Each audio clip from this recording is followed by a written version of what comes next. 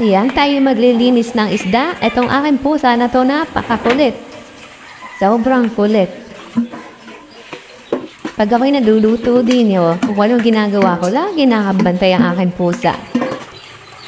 So ayan, linisin muna natin mabuti yung tilapia bago nating lutuin. Actually, pinalinis ko na yan sa palengke. Pinakaliskisan ko na, pinatanggalan ko na ng bituka.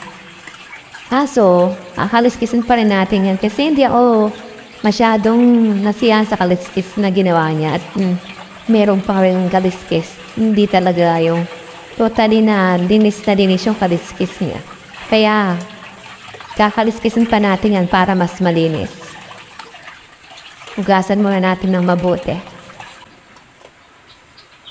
Ayan, nahugasan na natin. Ulitin pa natin ulit. Tapos, ayan o. Kakaliskisin ko lang ganyan para matanggal pa yung hindi na tanggal ng kaliskis. Gusto ko kasi pag pinirito talaga yung tilapia, walang kaliskis na sumasabit sa dila o sa bibig natin. Gusto ko malinis talaga yung pagkakaliskis. Kaya kahit hirap ako magkaliskis dyan, inaliskis ko pa rin. Para tanggal talaga yung madulas at saka yung mga natira pang kaliskis na hindi natanggal nung naglinis sa palengke. Saka hindi ako nagluluto ng tilapia na may dugo-dugo pa. Talagang as in, malinis yung tilapia bago ko siya pretuhin. Para walang lansa. Kasi pag hindi masyado malinis yung tilapia, tapos pinirito mo agad-agad na may dugo-dugo pa, pag lumamig yung tilapia, maaamoy nyo yung lansa talaga. Pero ito, try nyo. Ayaw nyo magprito ng tilapia na malinis, yung walang dugo, wala ng kaliskis na natira. Talagang as in puti. Wala kang malalasahan lansa. Kaya ako, talagang hindi talaga ako nagluluto ng tilapia na hindi malinis kahit na yung sinasabawan. Kasi syempre, hinihigop ko yung sabaw. Mas masarap kasi yung wala kang malalasahang lansa. Kapag malansa o naamoy mo, kapag hindi malinis yung isda at niluto mo, maamoy mo yung lansa. Kaya pagka malinis siya, hindi mo siya maaamoy na malansa. Kaya puputulin ko muna kasi masyado malalaki yung tilapia.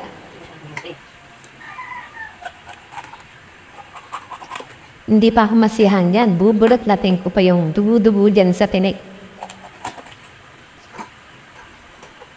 Nahirap pagka malaki yung tilapia, mahirap magprito.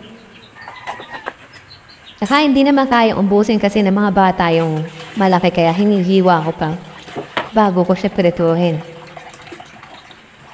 So yun na naman yung pusa kong makulit. Makulit talaga yan magsasaing muna ako. Sa pagsasaing ko naman, ayoko naman talaga na nagsasaing na hindi ko ninuhugasang mabuti. Gusto talaga yung halos wala ng kulay. Talagang malinis ka. Kaya hanggat meron ako nakikitang lumulutang na parang ipa o hindi ko yan lulubayan kakahugas. Sabi nila mawawalan daw yung lasa. Hindi naman. Basta ewan ko lang. Basta gusto ko lang talaga siya na maraming bandaw bago ko siya tutubigan. Pag alam ko na, tansya ko na malinis na talaga siya, saka ko na lalagyan ng tubig na sakto lang. Ako dyan hindi na ako nagsusukat-sukat ng tubig, tansya-tansya na lang. Kasi sa araw-araw ba naman na ginagawa ko, hindi ko pa makakabisado.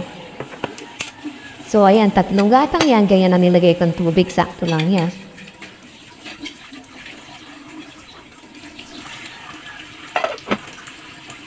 Ganyan ang aking gawain araw-araw. Walang pagbabago. Ayan. Yung kalan ko na ito, pag nalimagan, ayos humindi agad. Kailangan mo gumamit ng lighter. Nasindihan ko na yata ito eh. So ngayon, punta muna tayo dito. Magtitrito muna tayo ngayon ng tilapia. Natin na ako ng matita sa kawali. At aantayin lang natin uminit bago natin ilagay yung tilapia. Para hindi naman didikit-dikit. Kasi pagka nilagay mo yung tilapia na hindi pa mainit ang kawali o yung mantika, didikit lang yung niluluto. O yung pipritugin mo, didikit siya. Pero pag mainit na mainit yan, gaya yan, umuusok na yung kawali ko. Yan. At lalagay ko na yung tilapia. Ay, saan mo? Wala nang kadikit-dikit yan. Di ka na mahihirapang magbiling-biling dyan.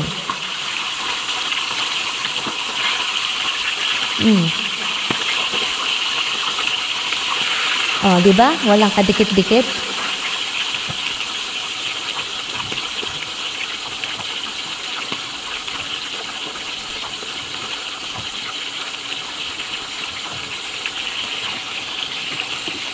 Sarap pang mag-prito yung tilapia. Masarapan yung laki. Pero matataba.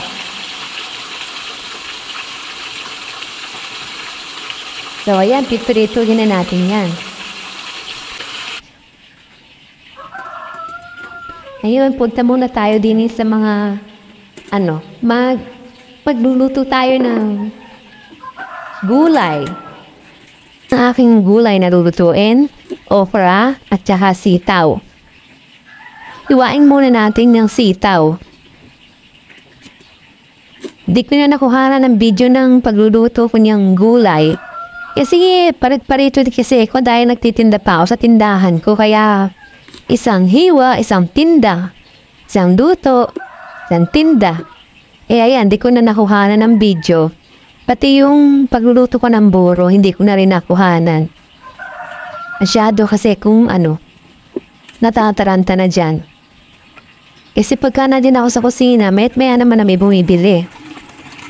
So yan, hunugasan muna natin yung gulay na maputi para mawala yung dumi at yung mga umigamot man ito.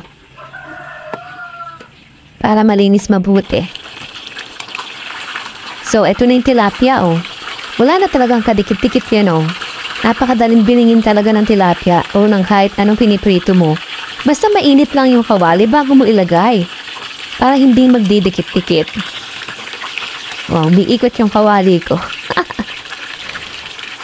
Ito yung kawali na napakaganda, hindi umiinit yung tangkay, oh. Kahit na mainit na yung niluluto mo, nahawakan mo ng walang pot holder. Kaya paborito ko itong kawali na ito eh. Hindi na ako gumagamit ng pot holder dito, hindi kagaya ng iba kong kawali. Ang gusto ko sa tilapia, maluto, ayan oh. Medyo mapula-mapula na pagkakaluto ko dyan. Kaya ang sarap ng kain ko dyan. So, malapit na maluto. Hanggang dyan lang ang nabidyo ko eh. Hindi ko na nabidyo yung pagluluto ko ng buro. Sayang. Yung buro namin puti eh. Masarap kasi yung buro ng Pampanga. Ewan ko nga ba? Bakit niba yung lasa ng buro dito sa Nueva Ecija at saka sa Pampanga? Sa amin, napakasarap ng buro talaga. As in, maranasahan mo talaga yung isda. Dito kasi yata, kanin yung binuburo, tas pag maasim na yata yung kanin, tsaka lang inalagay yung isda. Doon sa amin kasi kasama yung isda pagka nagburo. Sa buro naman daw, kapag hindi malinis yung buro at niluto mo, tapos pag kumain ka na nakakamay, umamoy sa kamay mo, ibig sabihin hindi daw malinis yung pagkakaburo. Kapag walang amoy, ibig sabihin, hindi raw malinis yung pagkakaburo mo pagka ganon. Siguro yung pag nagburo sila, hindi nila nilinis mabuti yung isda. Kaya minsan yung buro nila, may amoy ganon. So yung namang nabibili ko namang buro sa Pampanga, wala namang amoy. As in, napakasarap talaga. Hindi na niiwan sa kamay yung amoy. Kaya naman lagi kong binibili yun sa tuwing umuwi ako ng Pampanga. Ayun, din na gusto ko luto sa tilapia eh. Yung mamula-mula talaga as in malutong-lutong. Iihawin ko sana yun kaso wala naman kaming uling kaya yan nauwi sa prito. So kahit prito, masarap din naman yun sa buro, basta isda.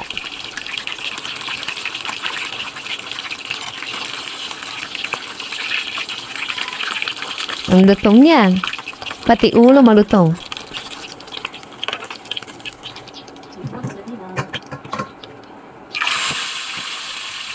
So ayan, meron pa. Susunod ko pa yung iba dyan. Nagtinda muna ako niyan kaya ako iniwanan ko muna sandali yan.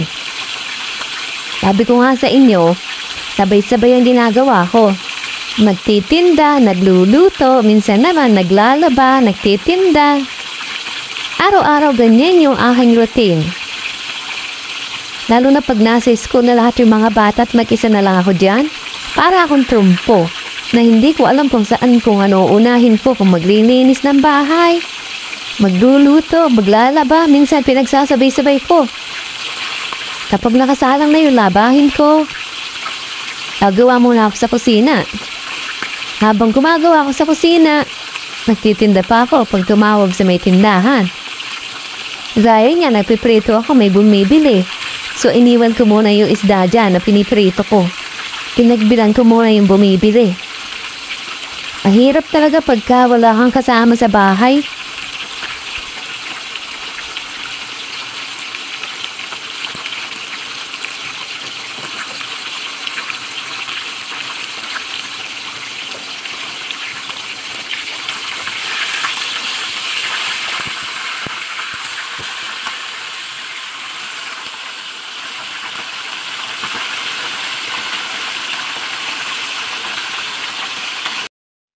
At eto na nga, hindi ko na videohan ang pagluluto ko ng buro, ng